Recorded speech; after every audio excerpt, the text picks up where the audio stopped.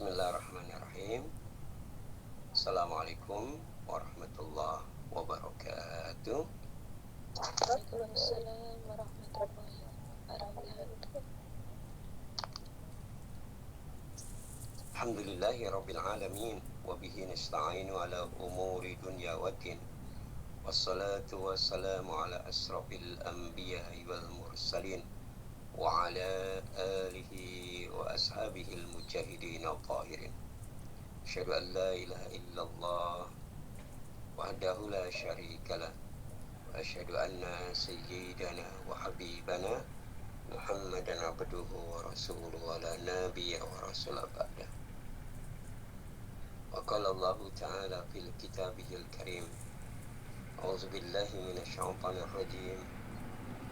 Aba'ukum wa abna'ukum la tas'runa ayyuhum aqrabu lakum naf'an wa ridatan minallah.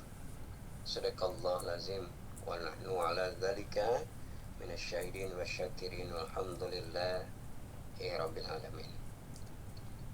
Para santri yang mulia, kita awali kajian kita di Sabtu pagi yang membahagiakan kita ini dengan berkumpulnya kita di majelis ini dengan bersama-sama membaca basmalah. Bismillahirrahmanirrahim. Selanjutnya mari kita bersyukur kepada Allah Ta'ala atas semua karunia yang Allah berikan kepada kita hingga pagi ini. Allah masih memberikan kita waktu terbaik dalam kehidupan kita, yaitu waktu ketika kita duduk di majelis ilmu dengan khusyuk wa khudu' yang hanya mengharapkan keridhaan dan keberkahan dari Allah. Kita mohon kepada Allah Ta'ala semoga dengan kita hadir di majelis ini menunjukkan bahwa Allah Ta'ala terus menerus mengurusi kehidupan kita. Allah berpihak kepada kita dan Allah menghendaki kebaikan dalam kehidupan dunia dan akhirat kita. Amin. Allahumma amin. Amin. Berikutnya kita bersalawat dan salam semoga Allah limpah curahkan kepada junjungan kita baginda Nabi besar Muhammad sallallahu alaihi wasallam dan juga kepada seluruh pengikutnya hingga akhir zaman nanti.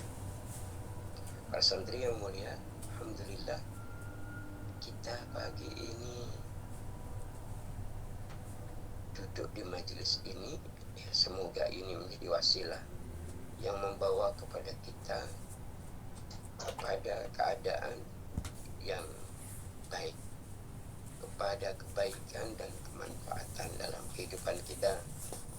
Karena sesungguhnya setiap waktu yang bergulir, waktu yang bergerak, maka tidak bermakna, tidak bernilai di sisi Allah kecuali waktu itu kita isi dengan amal soleh.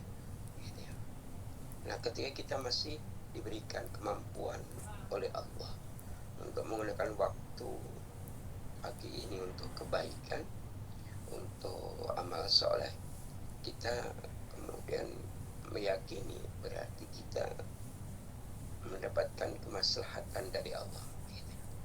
Karena maslahah itu dipahami adalah kemanfaatan, kebaikan dalam waktu yang masih Allah berikan kepada kita.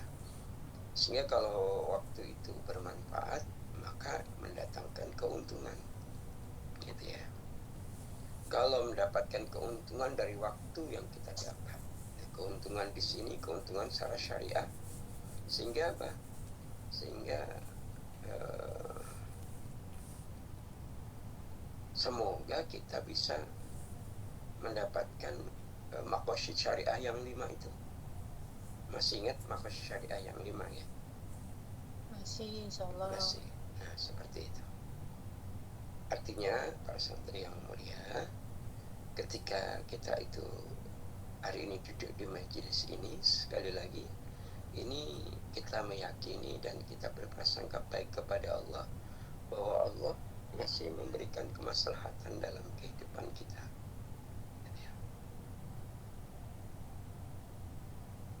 Kita bisa menengok kepada namanya nusus asy-syariah.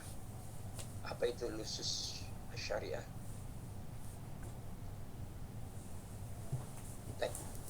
Nusus syariah itu adalah ketentuan atau teks syariah gitu ya, dalam syariat Islam, dalam agama kita.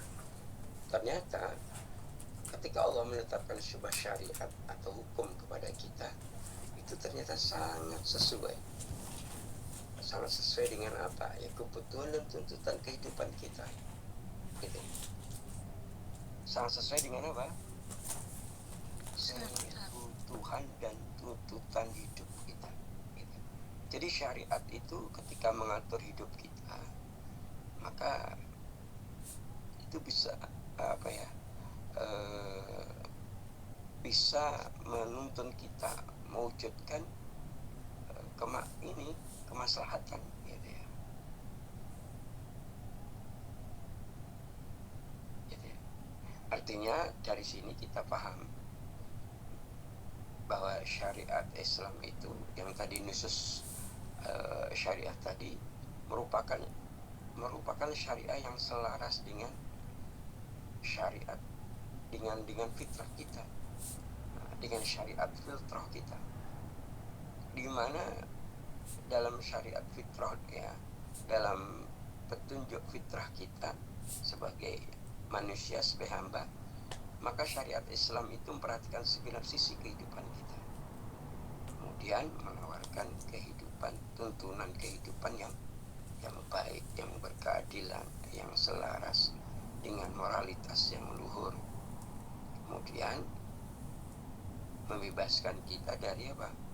Dari tipu daya setan dan cengkeraman hawa nafsu yang merusak gitu ya. Sehingga kalau kita itu memahami bahwa maslahah gitu ya, itu sangat maslahah itu sangat penting bagi kehidupan kita untuk mewujudkan maqasid syariat tadi yang 5 gitu ya. Karena ketika kita itu tidak mendapatkan kemaslahatan, ya sangat sulit untuk mendapatkan maqasid syariah yang 5 itu gitu ya. Makanya kenapa kok dalam konsep maslahah ya, dalam kaidah usul fikih itu memberikan kontribusi besar terwujudnya apa? Terwujudnya kehidupan yang baik berdasarkan agama ini kan itu.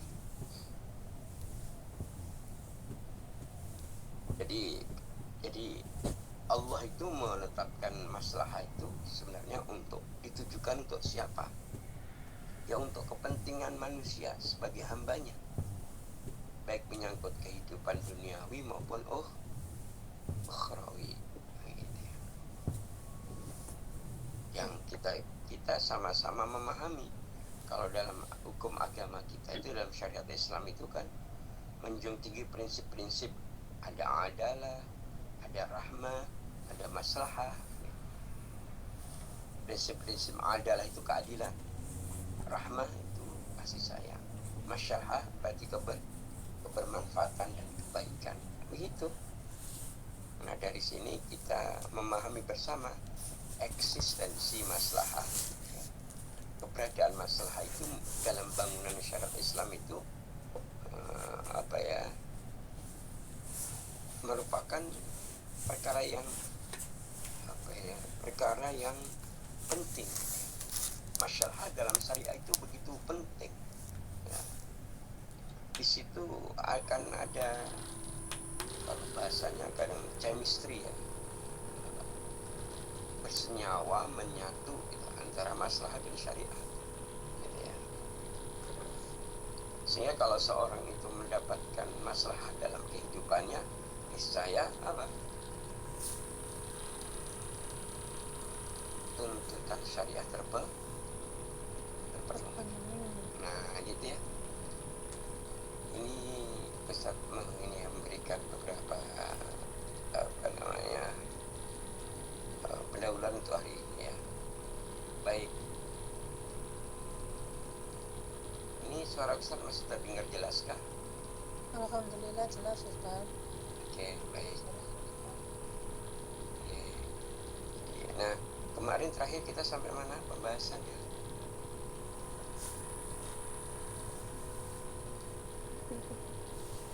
Eksistensi masalah kita. Oke, baik. Pembagian maslahat berdasarkan eksistensinya. Nah, kemarin sudah sedikit kita singgung ada 3 ya. Pertama adalah maslahah al-mu'tabarah, yang kedua maslahah al-mulghah, yang ketiga maslahah al-mursalah. Masih ingat ya? Coba masih ingat ya? Yang pertama apa? Maslahah al-mu'tabarah. Yang kedua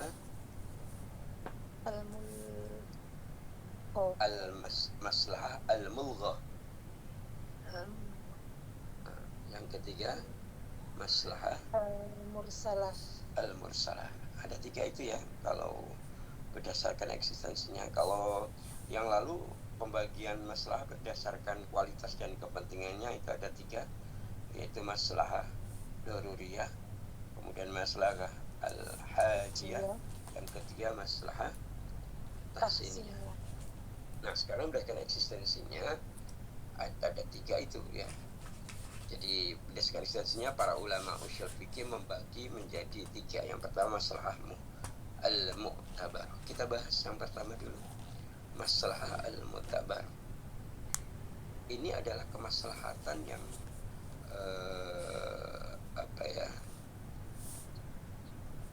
yang tegas ya, maslahah yang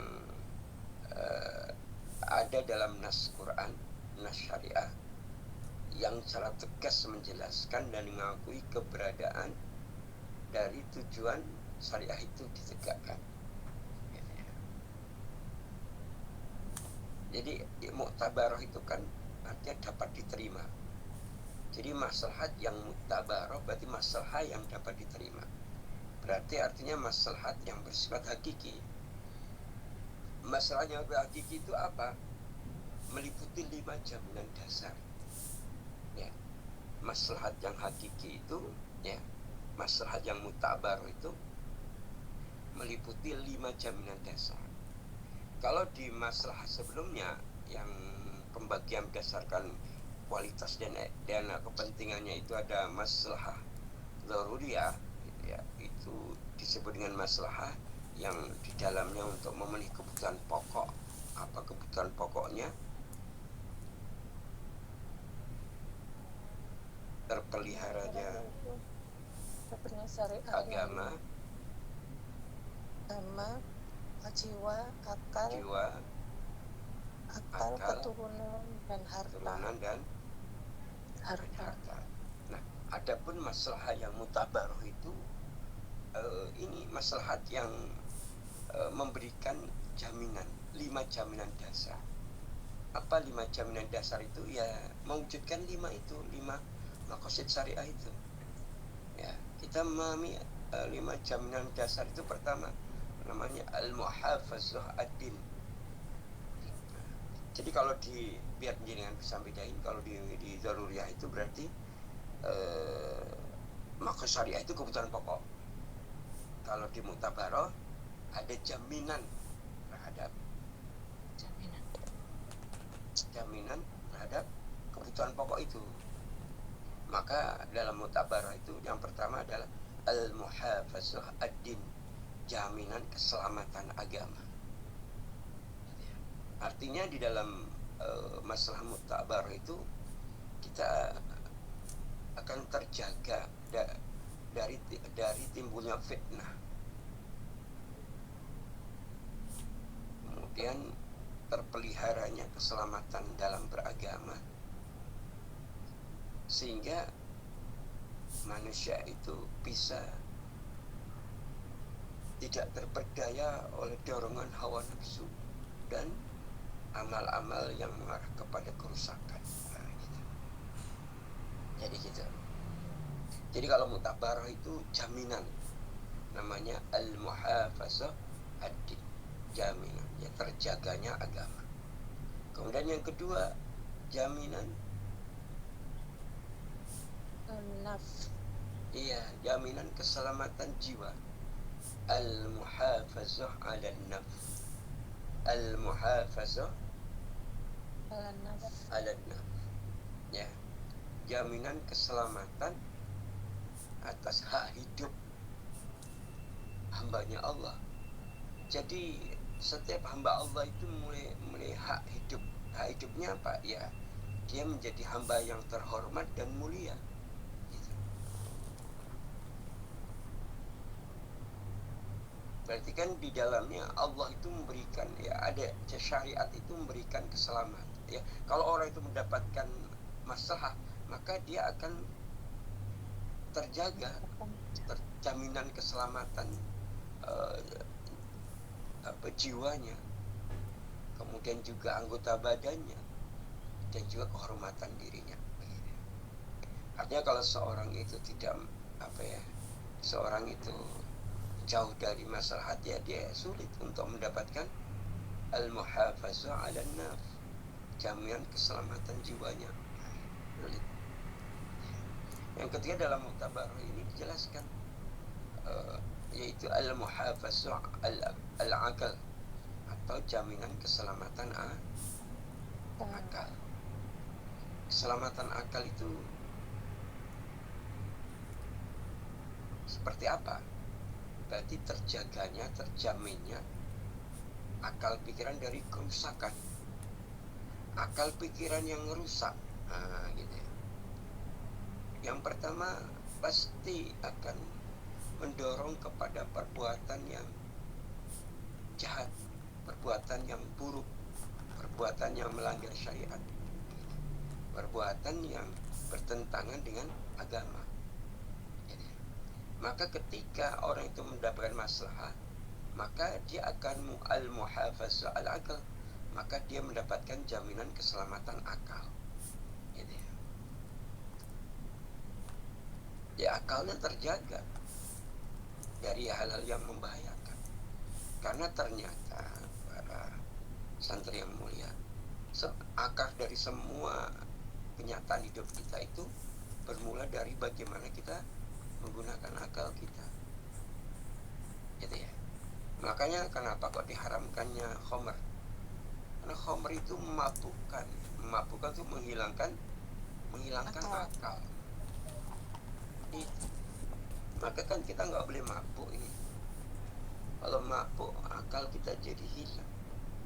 Maksud akal hilang itu berarti akal tidak bisa digunakan sebagaimana fungsi akal itu. Gitu ya. Kemudian yang keempat adalah al-muhafazah an-nasl. Al-muhafazah an-nasl. Apa itu? Jaminan keselamatan keturunan. Iya, keluarga dan keturunan. Gitu. Jadi kita semua memahami bahwa di antara bentuk menjaga kelangsungan hidup itu ya harus berkembang biak. Kita itu harus punya keturunan. Gitu. Makanya kenapa dalam agama kita itu ada hukum menata apa, kehidupan berumah tangga, kemudian hukum tentang pendidikan dan kasih sayang terhadap anak-anak, dan seterusnya. Jadi gitu ya. Kemudian yang keempat, yang terakhir adalah apa? Al-muhafazah al-mal. Yang kelima ya, jaminan keselamatan harta benda. Ya. Nah, dalam syariat, dalam Mu'tabar ini orang yang dijelaskan orang yang mendapatkan kemaslahatan dari Allah, maka kaitin harta itu semua terbingkai dalam konsep halal, mulai dari mendapatkannya sampai bagaimana membelanjakannya. belanja. Jadi seperti itu para santri. Nah, itulah mutabar. Jadi kalau jenengan sekali lagi saya tegaskan biar nggak bingung dengan apa, dengan maslahah daruriyah. Kalau maslahah daruriyah itu adalah maslahat untuk memenuhi kebutuhan pokok yang 5. Ya, kebutuhan pokok yang 5 kita udah paham. Kalau mutabaroh berarti jaminan keselamatan terhadap 5 itu ada jaminan. Jadi kalau gitu kita itu berhajat banget kepada Allah agar Allah memberikan maslahat kepada kita. Karena kalau kita nggak ada masalah ya, aduh, repot sekali hidup kita. Mungkin kalau orang itu mendapatkan masalah yang banyak, gitu. Kenyataan hidup tidak sesuai dengan harapan-harapan, gitu. Kadang dia kehilangan akal. Kalau udah kehilangan akal karena stres ya, pasti dia melakukan hal-hal yang tidak baik, gitu. Akhirnya begitu. Maka ketika kita mendapatkan masalah mutabar berarti kita terjaga. Maka kita mohon kepada Allah, ya Rabb, kuatkanlah lahir batin hamba, gitu ya. Kuatkanlah pikiran hamba, kuatkanlah hati hamba, kuatkanlah tangan dan kaki hamba, kuatkanlah seluruh seluruh gerak lahir dan gerak batin hamba, begitu. Kenapa? Karena hidup ini tidak gampang, betul tidak? Ya hidup ini kan semuanya keadaan itu saya sebenarnya ya bentuknya itu ya ujian begitu. Contoh misalnya rezeki banyak itu ujian, rezeki sedikit ujian. Misalnya dalam berkeluarga nggak punya anak ujian, punya anak banyak ujian. Juga ketika berpasangan, punya pasangan ya ujian, tidak punya pasangan ya ujian, gitu tuh. Orang yang belum punya anak pengen punya anak, orang yang sudah punya anak kadang banyak sedihnya gitu ya. Orang yang belum sudah punya pasangan dia ya gimana gitu. Kalau belum punya pasangan pengen punya pasangan, begitu. Betul atau betul? Betul Ustaz, Masya Allah. Betul. Nah makanya kita sekali mohon kepada Allah, ya Rabb, tetapkankah kemaslahatan dalam hidup kami ya Allah, begitu. Karena kalau kita mendapatkan kemaslahatan ya kita dapat semua jenis kemaslahatan ini, mulai dari kemaslahatan berdasarkan kualitas dan kepentingannya dari daruriyah, hajiyah, tahsiniyah, kemudian ini mutabaroh, gitu.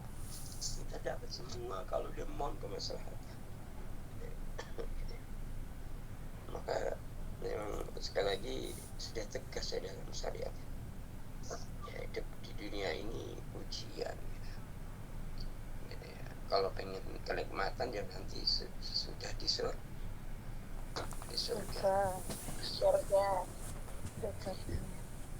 Kalau dunia ini ya ada sehat ada sakit.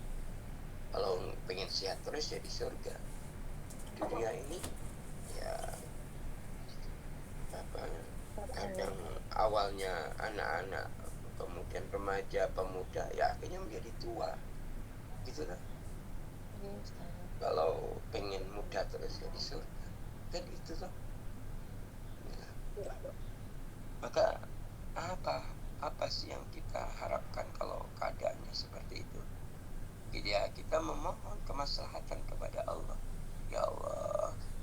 Jadi kalau kita mohon kemaslahatan berarti kita memohon agar kita selalu berada dalam kebaikan dan kemanfaatan.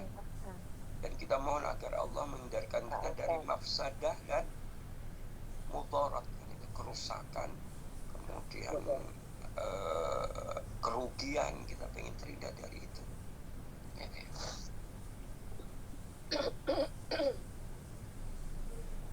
Kita kan harus sering menghitung-hitung sekarang itu gimana kita itu manfaat atau tidak ya, gitu. Maka kalau sekalian kalian misalnya Mbak Erna, semua kenal Mbak Erna nih. Insya Allah kenal. Mbak Erna sudah pulang, sudah bersama dengan suami, anak-anak di rumah, gitu kan. Tapi kok masih istiqomah untuk memimpin, memandu kajian Sabtu pagi. Ustadz itu curiga, itu jangan-jangan Allah sedang berikan kemaslahatan dalam kehidupan Mbak Erna. Amin ya Allah. Kalau enggak ya enggak sempat itu Mbak Erna. Ya, kalau enggak dikasih masalah. Syukran Mbak Erna. Mbak Erna itu bolak-balik WA aja, besok kajian nggak Ustadz, misalnya besok kajian saat ini itu gimana Ustadz itu. Demikian juga panjenengan. Kok panjenengan hari ini masih duduk di majelis, dengerin penjelasan Ustadz yang sama, suaranya yang sama, gitu kan. Kok jenengan nggak bosen-bosennya gitu. Ustadz itu berprasangka ini, semoga Allah itu menjamin maslahat kepada panjenengan semua. Amin. Amin ya Allah ya Rabbal alamin. Iya, Karena tanpa itu udahlah, kita mungkin sudah tidak di sini lagi. Kita mungkin sibuk dengan dunia kita, dengan dinamika yang menjadi kenyataan hidup kita. Makanya kalau hidup itu kan pernah saya sampaikan ya, hidup itu berat. Kalau kuat ya dilakoni, orang kuat ditinggal ngaji. Terus itu. Kuat dilakoni ya kuat Tinggal ngaji, wis tinggal wae masalah itu, sementing ngaji. Pinter tau san bahasa Jawa nih tau. Nggih Ustaz. Ya Ustaz, hebat. Insyaallah. Iya. Ketika hari ini kita merasakan nikmat itu, ya hanya kita yang merasakan, yang hadir. Mereka yang nggak hadir ya biasa aja tuh. Jadi kalau kita hari ini duduk di majelis kok merasa nikmat banget, berprasangkanya itu maslahat dari Allah, gitu ya. Kalau tidak kita, gitu ya. Ini kan harus mengertos ya, para santri ya. Di antara fitnah akhir zaman menikah, ngendikan Nabi Sallallahu Alaihi Wasallam, di antara fitnah akhir zaman itu adalah ketika orang enggan datang ke majelis ilmu. Fitnahnya di situ. Tapi kok jenengan itu hadir, nah sepertinya Allah sedang menyelamatkan panjenengan dari fitnah zaman. Amin. Iya. Jadi pikiran batin itu kadang berkecamuk gitu. Kalau nggak dibimbing Allah, kalau nggak dijaga Allah, kalau nggak dilindungi Allah, kalau nggak diayomi Allah, kalau nggak diberikan petunjuk Allah, terus kita itu kayak apa? Kalau hati kita nggak dijaga sama Allah, hidup kita itu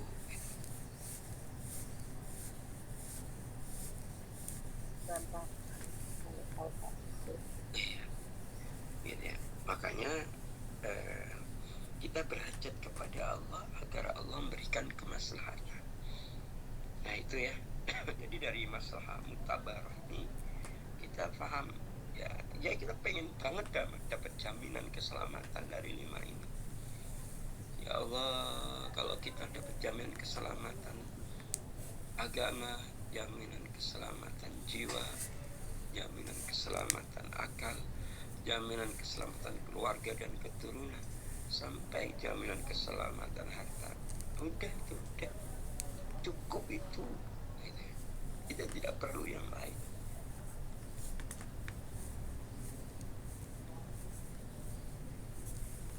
Maka kehidupan kita, insya Allah kehidupan yang baik, kehidupan yang mulia, insya Allah. Begitu nih para santri. Yes, Ustaz. Nah, kita lanjutkan yang kedua, bagian masalah berdasarkan ekstensi. Yang pertama tadi kan masalah al-mu'tabar, yang kedua apa? Al-muluk. Masalah al-mulghah. Masalah al-mulghah, ya. Apa? Masalah apa? Al-muluk. Al-mulghah. Ya. Siapa yang tahu apa al-mulghah ini?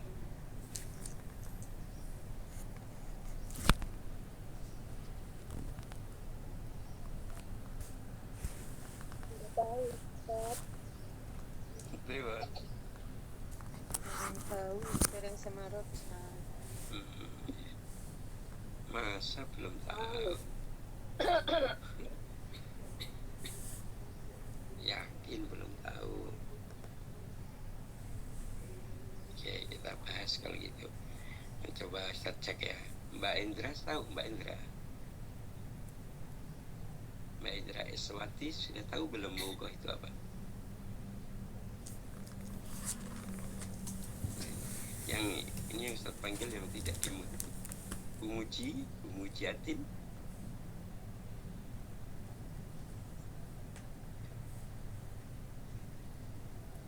Yang tidak dimut yang Ustaz panggil. Yang dimut berselamat. Dereng ngertos, Ustaz, ngapunten. Ya, dereng ngertos. Nggih. Ya, enggak dibahas mau ya. Nggih. Jadi yang kedua masalah al-mulghah. Jadi ini adalah masalah yang masalah yang harus diwujudkan, ya.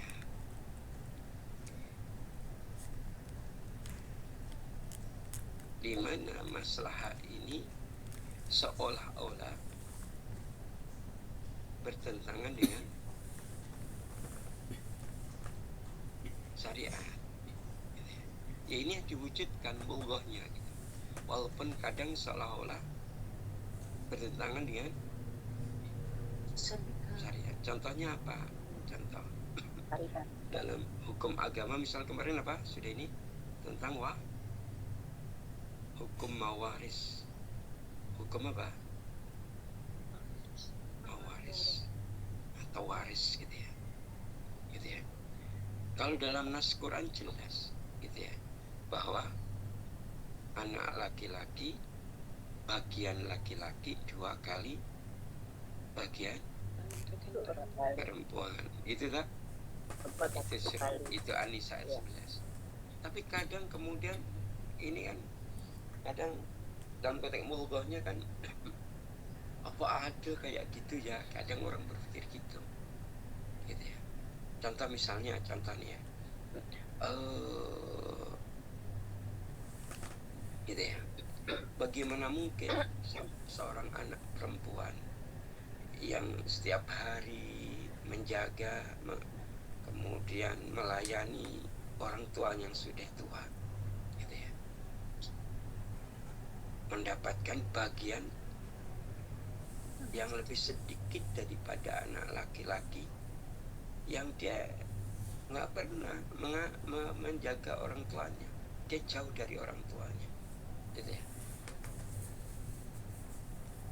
Kadang ada pikiran yang bersifat di dasar humanis itu si manusia mbok sama-sama anaknya itu mbok disamakan saja. Nah itu bertentangan, namanya mulghah.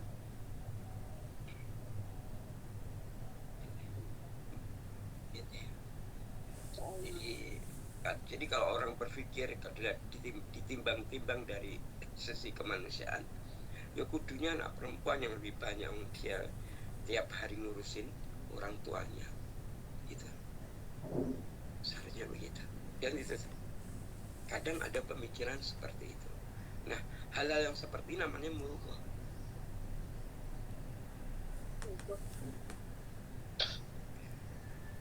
Nah, sekarang jadi kan sudah mengilmui tentang fikih tentang mau waris atau waris belum? Belum. Yang pun ngertes warisan itu apa toh? Ini menjadi perhatian yang penting dalam mulghah soalnya. Karena seringkali orang itu terjadi, ya bahasanya terjadi mafsadah, terjadi kerusakan, terjadi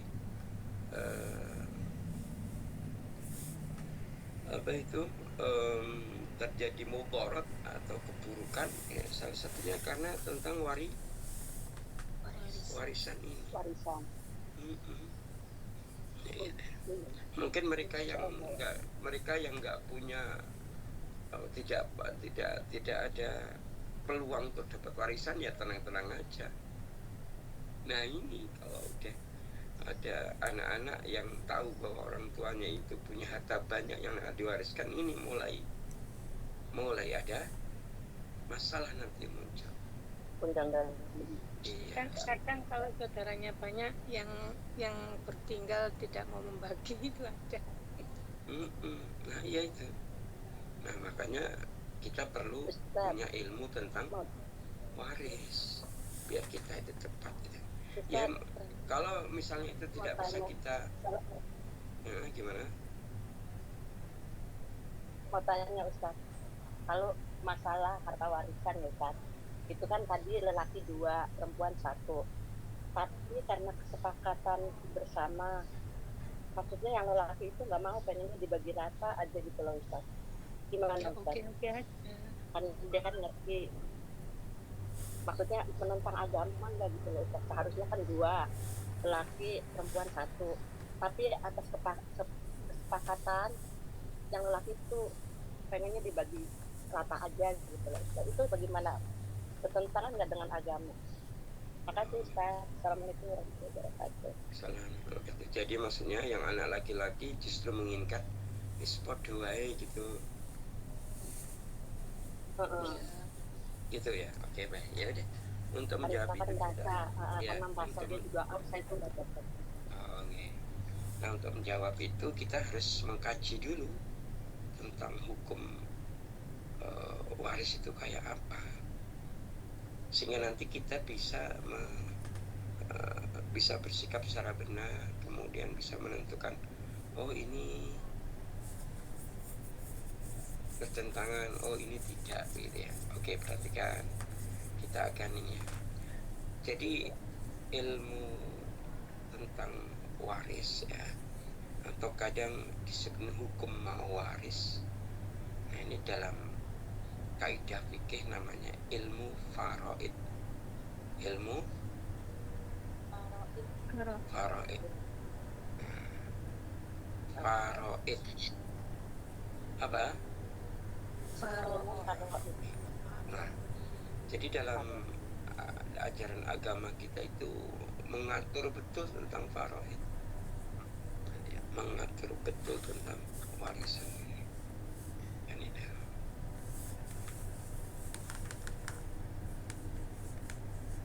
Jadi faraid ya, faraid itu berarti faro alif hamzah lo gitu ya. Faraid itu apa toh? Faraid itu kan kata jamak ya, jamak. Tunggalnya adalah faridoh. Tunggalnya apa? Kata tunggalnya faridoh. Jamaknya tadi faraid. Jamaknya faraid, kata tunggalnya faridoh. Nah, faridoh, farodoh, itu artinya ketentuan atau ketetapan. ketentuan atau ketetapan. ketetapan. Nah, dalilnya tadi yang tadi kita sebutkan ya. Kalau di dalam Mutabarah tadi, dalam Mughah tadi, surat apa tadi? An-Nisa ayat 11. An-Nisa ayat 11. Monggo diwaos mawon. Kalau kita belajar ilmu faraid sekarang, mau diwaos surat An-Nisa ayat 11.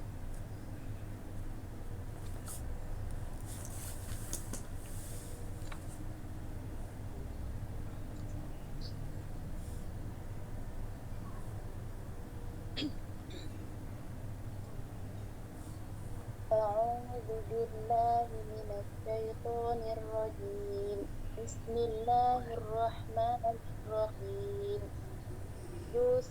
يوصيكم الله في أولادكم للذكر مثل حظ الأنثيين فإن كن نساء فوق اثنتين فلهن ثلثا ما ترك وإن كانت واحدة فلها النصف ولأبويه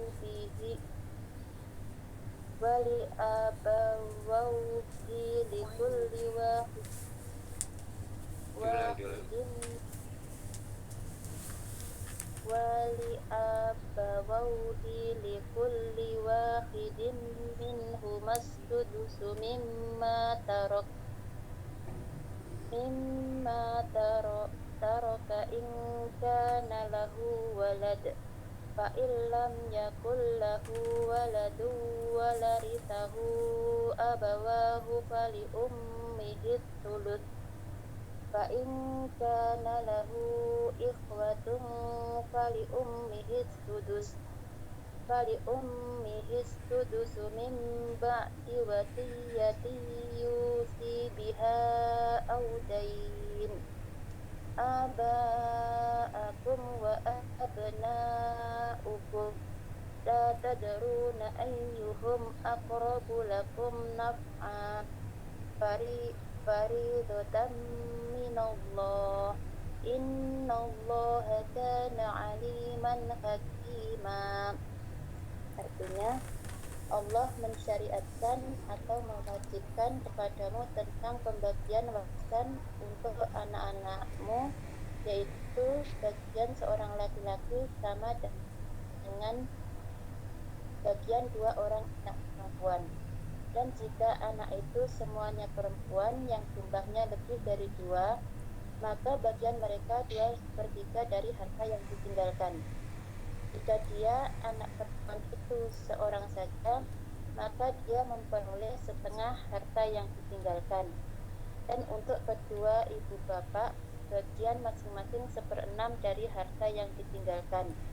Jika dia yang meninggal mempunyai anak, jika dia yang meninggal tidak mempunyai anak dan dia diwarisi oleh kedua ibu bapaknya saja, maka ibunya mendapat 1/3. Jika dia yang meninggal mempunyai beberapa saudara, maka ibunya mendapat 1/6. Pembagian tersebut di atas telah dipenuhi wasiat yang dibuatnya dan setelah dibayar hutangnya. Tentang orang tuamu dan anak-anakmu, kamu tidak mengetahui siapa di antara mereka yang lebih banyak manfaatnya bagimu. Ini adalah ketetapan Allah. Sungguh Allah Maha mengetahui, Maha bijaksana. Allahumma bil Quran ya. Jadi itu teks nasnya ya. Sudah jelas sekali pembagian waris itu kayak apa gitu ya. Kenapa kok seperti itu gitu ya. Ditutup dengan kalimat abaukum wa abnaukum la tadruna ayyuhum aqrabu lakum naf'a faridatan minallah. Tentang orang tuamu wa abnaukum dan anak-anakmu la tadruna, tidak ada yang mengetahui. Kamu tidak tahu apa ayyuhum, siapa di antara mereka aqrabu yang lebih dekat lakum naf'an lebih dekat, banyak memberikan manfaat bagimu.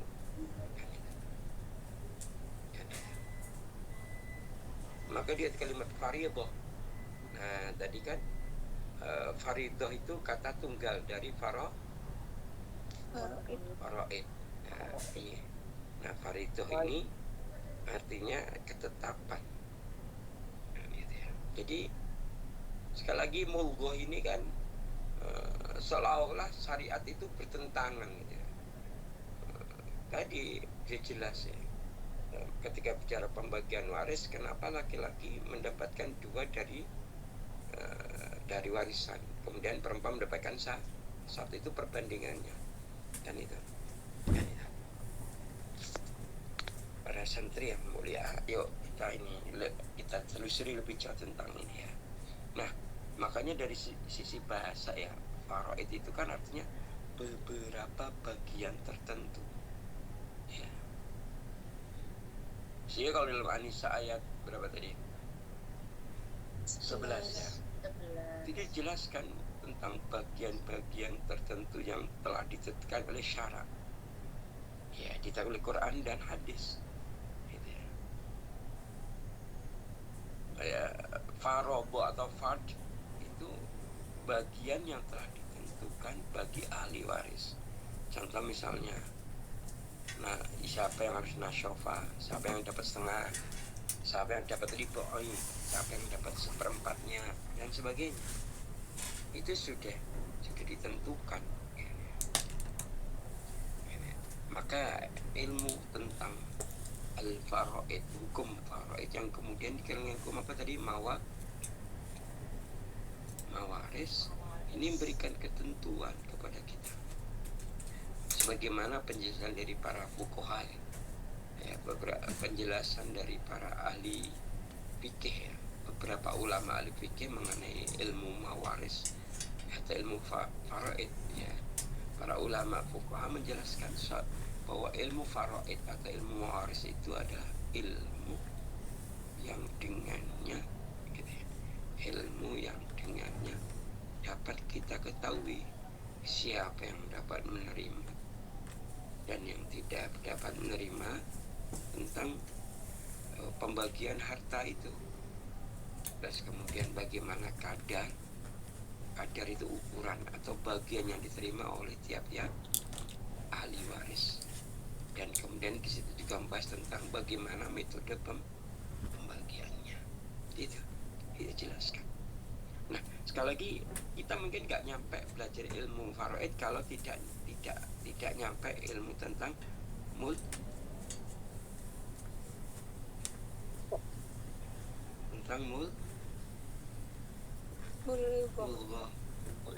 Kita itu kenapa kok pembahasan kok tiba-tiba sampai faraid ya? Ya gara-gara kita itu membahas tentang masalah al-mulghah itu. Masa sudah seusia panjenengan usianya kan tidak muda lagi kan? Kok ya belum belajar faraid kan bahaya. Kadang jenengan sebagian besar punya anak waris ya.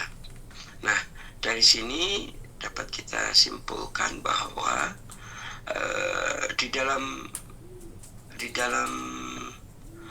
bahasa Arab itu ya, kata mawaris atau faraid ya, kadang di al-maros ya, maka itu dikenal dengan bahasanya apa ya, jadi kan mengertos dalam bahasa Arab ada mutarodif, ini ngertos mutarodif itu sinonim itu persamaan kata.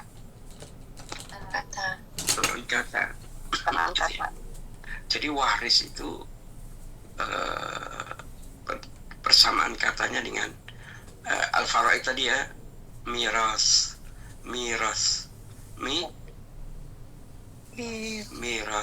ya, mim ra alif sin sa, miras itu mirasa gitu ya. Kemudian al-aish irsa, alif rosa, irsa. Kemudian alwirs, wawu rosa, wirs. Kemudian alwirosah, kemudian al-turas, al-tarihah, al-tarikah, dan seterusnya. Nah, itu semua artinya adalah perpindahan sesuatu dari seseorang kepada orang lain. Nah, gitu. Jadi memindahkan sesuatu. Nah, gitu. Yang dipindahkan apa?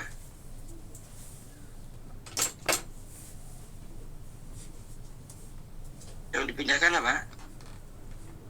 Warisan. Ya, dari warisan. Warisannya berupa apa yang biasa dipindahkan? Apa? Harta. Terus ada lagi selain harta?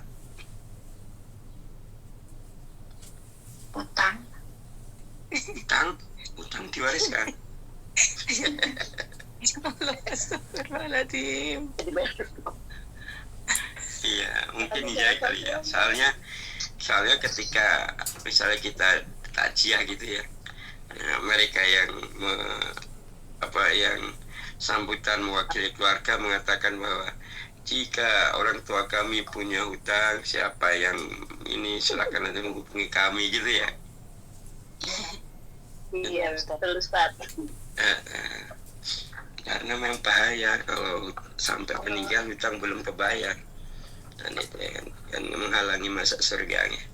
Gitu. Oh, jadi harta utang ya, berarti itu diwariskan. Ustaz. Halo? Derek tangklet. Derek tanglet gitu pun. Kalau anak angkat Ustaz, anak angkat nih di dalam satu keluarga, habis itu yang mengangkat itu pisah Ustaz, tapi sebelum berpisah sang bapak ini memberikan kepada anak angkat tersebut sebuah rumah Ustaz. Ini untukmu, Otan. Tapi habis itu berpisah antara bapak dan ibu tersebut. Itu termasuk warisan atau apa Ustaz? Jadi warisan itu kan nanti dibahas. Warisan itu kan harta yang ditinggal mati. Ya itu masih kalau harta yang diberikan saat masih hidup bukan warisan. Oh, ini hibah gitu Ustaz. Jadi kalau bicara tentang harta warisan itu yang ditinggal mati. Jadi yang ditinggal itu apa?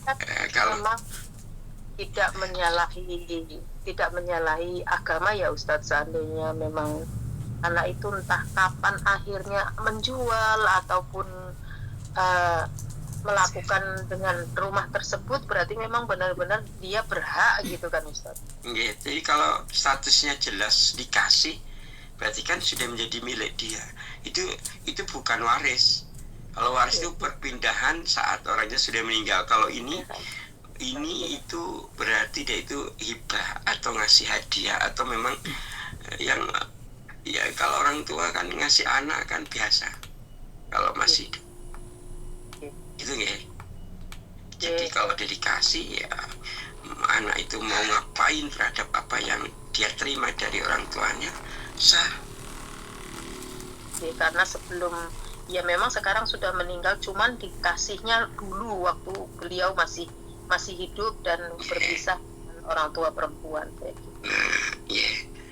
Nah, nanti kasus ini akan menjadi masalah yang harus dicari titik terangnya kalau dia itu orang tuanya mau meninggal nulis wasiat, itu anakku itu jangan angkat tak kasih ini gitu ya.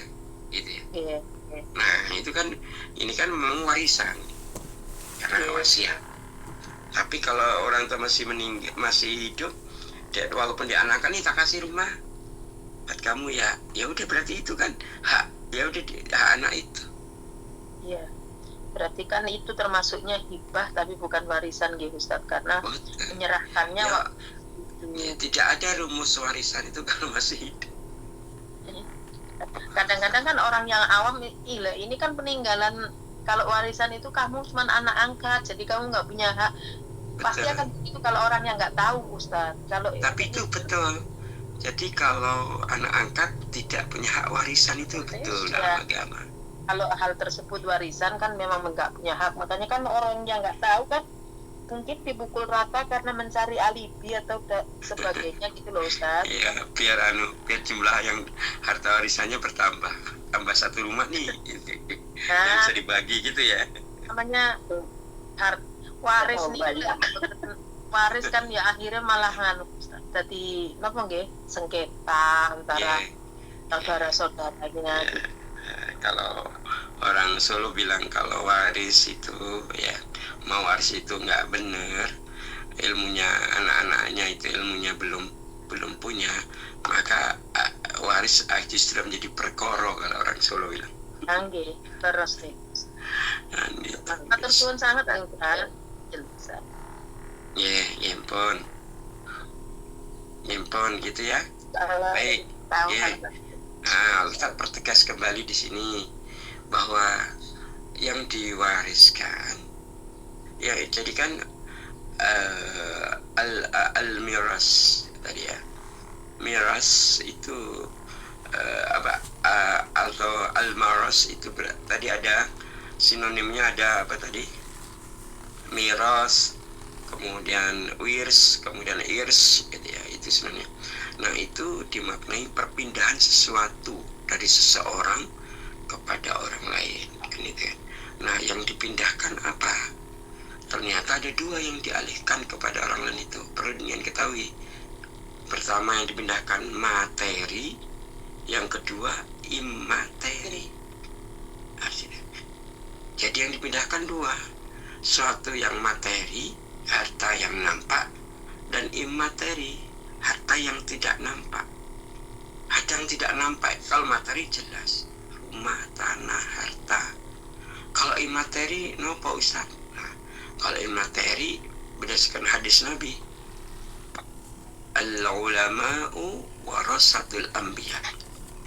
Nabi kan tidak mewariskan harta dinar dan dirham, tapi Nabi mewariskan apa nih? Ilmu. Itu imaterinya itu. Maka sampai Nabi menyampaikan al-ulama'u warasa ya. Nah, tadi udah dibahas kan, warasa itu tadi apa namanya, mutarodib dari al-maras atau al-mirasa tadi ya. Al-ulama'u warasatul anbiya. Para ulama itu pewaris Nabi. Nah, Nabi mewariskan apa? Ilmu. Nah, sampai di sini dulu ya. Ini digarisbawahi, nanti kita lanjutin soalnya pembahasannya lebih panjang lagi setelah ini. Jadi kita itu seringnya apa? Hanya fokus kalau warisan itu materi. Itu aja sudah konfliknya luar biasa, masalahnya luar biasa, berantemnya luar biasa. Walaupun ada yang nggak berantem loh ya, tidak semuanya berantem. Yang berilmu juga nggak berantem. Tapi kita beberapa kali mendengar kasus itu, terjadinya perpecah belahan, kemudian konflik sampai pertumpahan darah karena berebut warisan. Itu kita ini dalam hal ini berebut harta kan itu.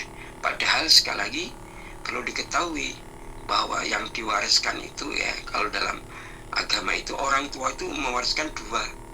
Pertama materi, kalau dia punya loh ya. Yang kedua imateri itu ya bukan materi. Dalam hal ini kalau Nabi mewariskan ilmu. Nabi enggak mewariskan gunung emas. Yang ketika Nabi ditawari aja nggak mau. Ketika masih hidup Allah nawarin, kalau kau mau, itu loh gunung Uhud mau jadikan emas. Gitu.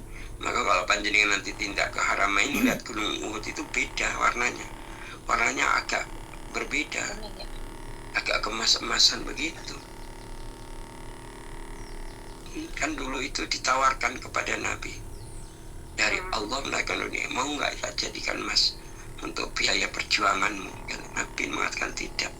Soalnya nanti kalau jadi emas benar, maka setelah itu pasti umatnya berebut, berantem, merebutkan gunung Uhud. Benar emas. Itu begitu nggih.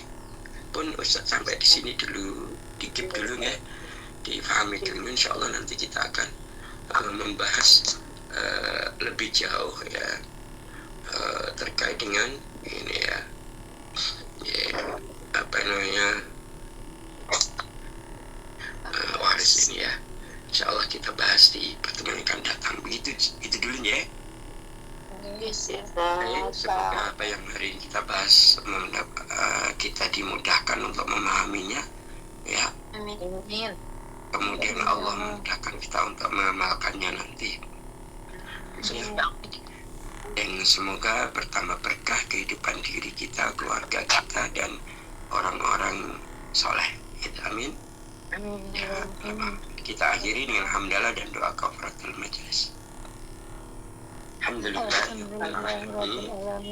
Subhanakallahumma wa bihamdika asyhadu an la ilaha illa anta astaghfiruka wa atubu ilaik. Wa'afu minkum. Assalamualaikum warahmatullahi wabarakatuh. Waalaikumsalam.